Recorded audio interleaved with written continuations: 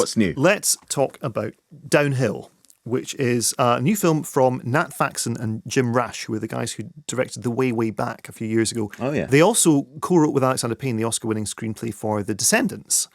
Downhill is their latest project. It's a remake of a Swedish film from 2014 called Force Majeure by a guy called Ruben Östlund. I remember that. Yeah. Right? It's set in a ski resort. If you've seen it, you'll remember it. Ruben Östlund is a filmmaker who is kind of like Michael Haneke went into sitcoms. I mean, it's this incredible, frosty, really Euro uncomfortable conversation, agonizing around aesthetic. the table in a ski lodge. Exactly. Yeah, I remember it. But with this kind of comedy running through it that's not necessarily as overt in Haneke films. So Force Majeure did very well. It then, obviously, someone's made the calculation that not enough people who are not prepared to cross the 1-inch hurdle saw it. So we can therefore go back and we can do it in American, and that's exactly what they've done. The premise is basically identical, which is that this well-off, very comfortably middle-class family go on a luxury alpine skiing trip together, which should be a time of relaxation and family love and affection. But instead, due to a series of incidents, and one incident in particular, you get to the point where you think this family is going to self-combust by the end of this trip. Here is a typically fractious episode in which the couple, who are played by Will Ferrell and Julia Louis-Dreyfus, go in to complain about a certain matter to the resort manager, who's played by Christopher Hivju, who was, funnily enough, in the original Force Majeure. Here's the point. What's your point? Warning or no warning, seen it or not, we would just like some acknowledgement that it was handled poorly.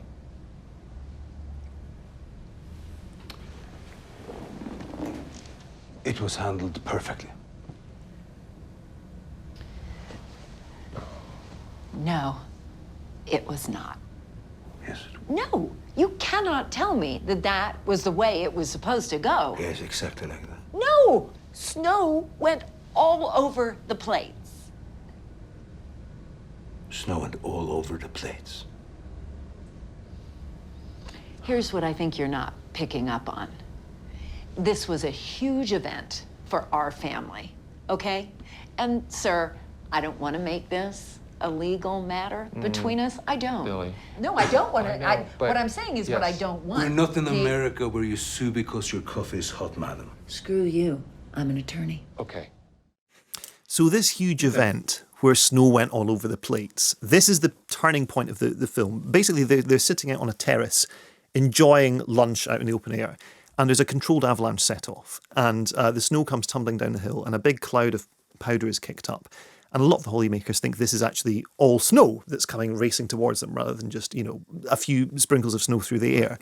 Now, Will Ferrell's character, Pete, sees this coming, and rather than doing anything to help his family, he grabs his mobile phone off the table and scarpers, and leaves them basically to be buried alive. Of course, they're not buried alive because it's not a full-blown avalanche.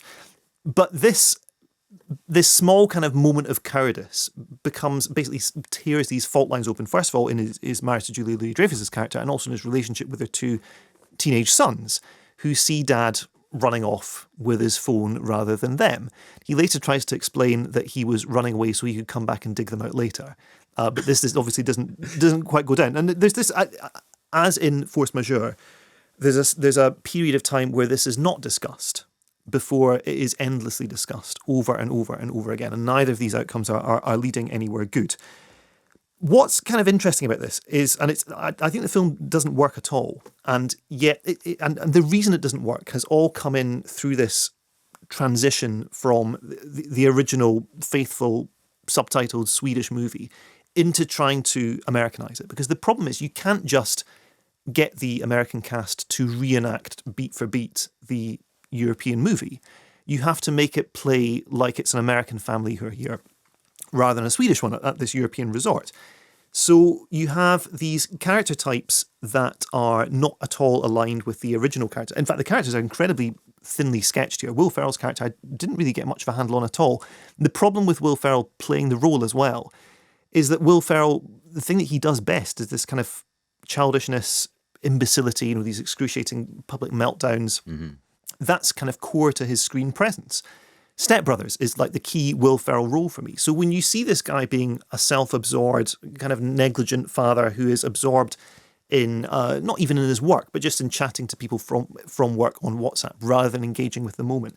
It's very easy to read that on screen as just kind of childish foibles rather than serious kind of midlife crisis attitude problem that needs to be, basically punished on screen with what he's going through.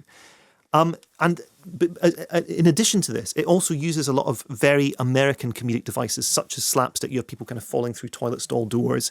You have comedic yodeling music on the soundtrack as well. Comedic yodeling. And you lose the frosty kind of still long playing compositions that Ruben Östlund is so famous for. The locked off camera positions, very, very kind of sterile. We're looking at these people pitilessly, and the camera's kind of moving around, and it's all bright and flat, and it's like a sitcom.